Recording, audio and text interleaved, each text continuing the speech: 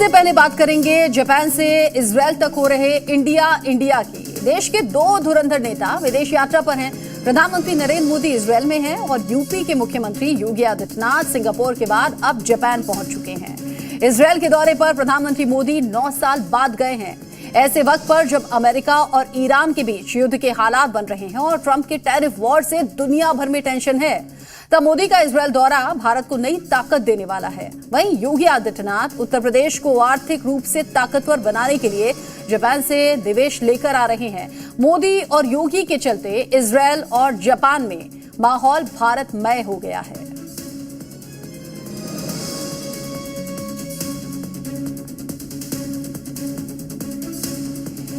नौ साल बाद प्रधानमंत्री नरेंद्र मोदी इजरायल पहुंचे।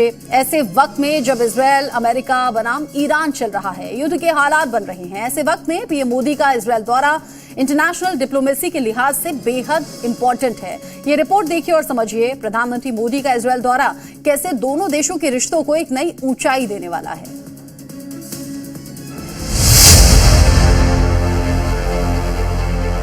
रेड कारपेट बिछा था, सामने की तरफ एयर इंडिया 1 खड़ा था, विमान का दरवाजा खुला और प्रधानमंत्री नरेंद्र मोदी फ्लाइट से नीचे उतरे तो नीचे बेंजामिन नेतन्याहू खड़े थे। नीचे उतरते ही गले लगाकर पीएम मोदी का स्वागत किया। प्रधानमंत्री नरेंद्र मोदी को लेने खुद उनके फ्रेंड नेतन्याहू एयरपोर्ट पहुंचे थे। साथ में नेतन्याहू की पत्नी सारा भी मौजूद थी। दोनों नेताओं के चेहरे की खुशी भारत इजरायल की दोस्ती को साफ साफ बयां कर रही थी। तेल अवीव एयरपोर्ट पर ही पीएम मोदी को गार्ड ऑफ ऑनर दिया गया।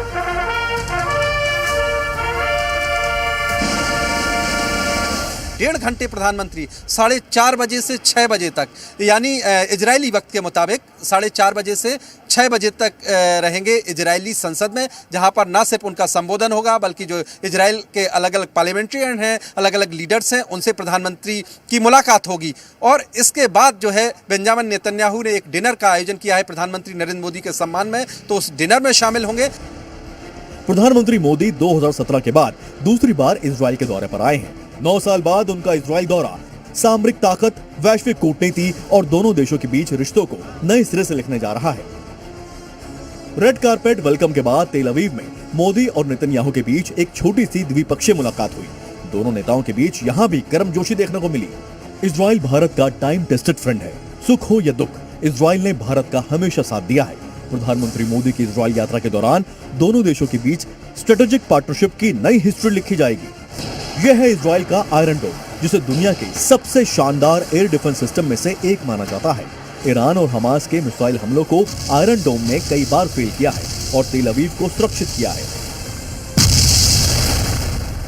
संभावना है कि भारत और इजरायल के बीच आयरन डोम को लेकर समझौता हो जाए। आयरन डोम खरीद के साथ साथ टेक्नोलॉजी ट्रांसफर पर समझौता हो सकता है, मतलब आयरन डोम भारत में ही बनेगा। संभावना है कि air defence system iron beam को लेकर भी समझौता हो। ये लेजर बेस्ड एयर डिफेंस तकनीक आसमान में दुश्मन के ड्रोन को जलाने में सक्षम है। इनके अलावा भी और इजरायल के घातक हथियारों को लेकर समझौता हो सकता है, जिसमें Spice 1000 precision guided bomb, Rampage supersonic air to ground missile, Barak 8 air defence missile की डील संभव है। इजरायल से लाइट मशीन गन की डिलीवरी पर बात हो सकती है। प्रधानमंत्री मोदी की इजरायल की यात्रा के दौरान इजरायल भी भारत के रंग में रंग गया है।